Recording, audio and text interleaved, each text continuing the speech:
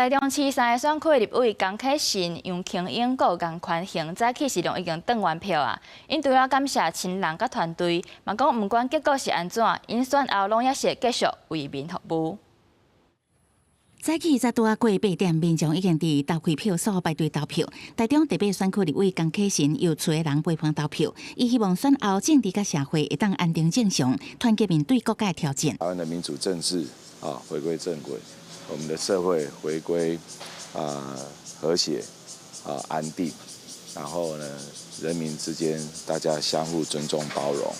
那最重要的是团结面对国家的挑战。第三选区立委杨庆英是三坐轮椅的爸爸做伙投票，伊讲投票日享受难得的天伦乐，所以后就会继续工作走行程。今天初一有真侪开箱的，还有很多的山区空的哦。因为这段时间比较忙，我还没有去上香哦，所以我待会立即开始展开我的服务工作。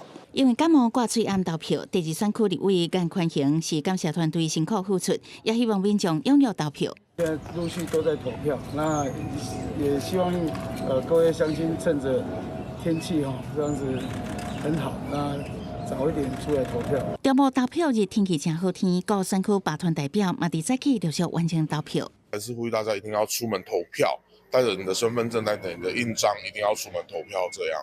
那这是在行使自己的公民权益，这样。宪法赋予我们的罢免权，那是非常的宝贵，那我们也很珍惜。那我今天呢，也是带着这个平常心来完成这个投票，那也会来尊重选民最后的选择。罢团代表呼吁民众遵守宪法，予咱的公民权利，也要尊重投票结果。投票一定到下晡4点截止，明年结果会如何，各界拢在关心。记者采访报道。